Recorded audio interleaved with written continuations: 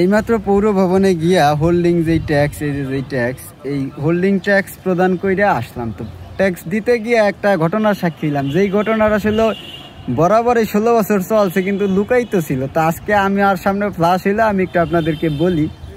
তো যাইয়া দেখি যে কর্মকর্তা ট্যাক্স নিব, সে একজনের সাথে ব্যস্ত। কি ব্যস্ত? তো গ্রাহকরে বুঝাইতেছে যে ভাই আপনার 8,000+ টাকা একটা হোল্ডিংয়েই বকে, আপনি টাকা দেন না 7 বছর যাবত, আপনার বিরুদ্ধে অ্যাকশন দেওয়া হবে। নোটিশ বাসায় দিয়ে আসছে, তারও একটা নোটিশ দেখাইতেছে যে বর্তমান পৌরসভার দায়িত্বে এডিসি, সে অত্যন্ত কঠোর, যে কোনো মূল্যে সকল বকেয়া ট্যাক্স সে উত্তোলন করবে। বৃহস্পতিবার পর্যন্ত আপনার সময়, ট্যাক্স না দিলে আপনার সম্পত্তি ক্রোপ যা যে কোনো একটা অ্যাকশন যাবে। এই কথাগুলো যখন বলতেছে, ওই লোকটার মানে মন মেজাজ খুব খারাপ, সে মানে এটার ভালোভাবে নিতে পারতেছে না।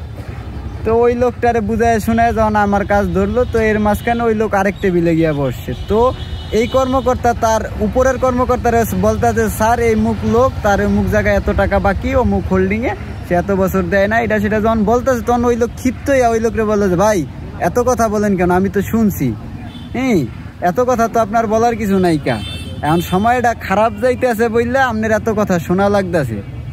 এই কথাটা যখন বলছে, আপনারা লোকটার পরিচয় মনে হয় পাইয়া গেছেন, যদিও আমি তো চিনি লোকটা কেডা। তো সে ক্ষিপ্তে এইসব কথা বললো যে তার এখন সময়টা বদলাইছে দেখে এত কথা শোনা লাগতেছে। সময়টা না বদলাইতে পারলে হয়তো বা তার এই ট্যাক্স জীবনে আর তার কথা শোনা লাগতো না, তারা চাইতে সাহস করতে পারতো না। তো ওই লোকটার প্রতি ঘৃণা তো তৈরি হইলো প্রথমেই। এরপরে ওই কর্মকর্তা, ট্যাক্স গ্রহণের কর্মকর্তা আরও যা কথা বললো, এটা শুই না মানে ঘৃণা হয়ে গেল, গু ধইরা মেলা মারতে মন চাইলো। বলে সেটা কি? সেটা হইলো যে ওই কর্মকর্তা বললো যে ভাই এই লোকটার বাসায়, যখন আমরা ট্যাক্সের বিলের কাগজ দিতে যাইতাম, তারা বাসায় থাকলো ট্যাক্সের কাগজটা হাত দিয়ে নিত না, বলতো দরজায় রাইখাছেন, যেটা একটা অভদ্রতার পরিচয়। তো তারা দরজায় রাইখা আসতো। আরেকটা বড় দুর্নীতি কি জানেন? তার বাসায় 3টা ঘর, কিন্তু সে 2টা ঘরের হোল্ডিং বাতিল করিয়া রাখছে, একটা ঘরের হোল্ডিং শুধু সে পে করে। আর এইটা হচ্ছে দোকানের, 7 বছর যাবৎ সে ট্যাক্স দেয় না, 8,000 টাকার বেশি বকেয়া। মূল টাকা আসছে তার 11,000 ট্যাক্স, 2,000 টাকা নাকি 10% ছাড় দিছে না কিভাবে যেন ছাড় দিছে।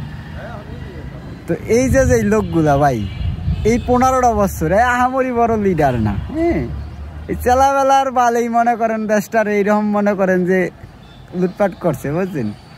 এখন যারা কয় আমরা কি এমন স্বাধীনতা চাইছিলাম না, এরা তো চাইবো না রে ভাই। তাইলে স্বাধীনতা অনেকও ট্যাক্স দেওয়ান লাগতেছে, এখন লুটপাট বন্ধ হয়ে গেছে। এনে ওই যে ট্যাক্স কর্মকর্তারে কথা শোনায়, সেটা স্যার শুনতে হইতেছে। মানে তার কথাটা কি, যে সময় না বদলাইলে আপনার এত কথা আমার শোনা লাগতো না। আরে ভাই, এই আওয়ামী লীগ যখন সুশীল হই গিয়া মানে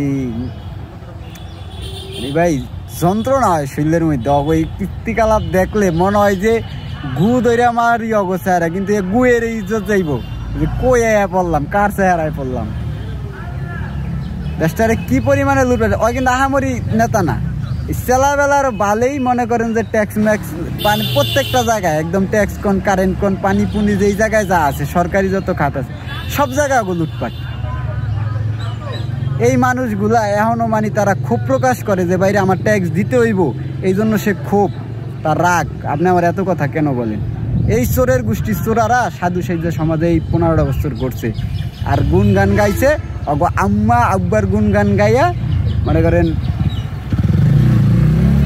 ভাই কথা আড়াইয়া যায়, মানে গালিগালা ছাড়া তো কথা কইতারি না। তাই এই যার কইলাম না, তাই 15টা বছর এই এরাই এমনি কাজ করছে, ঠিক আছে।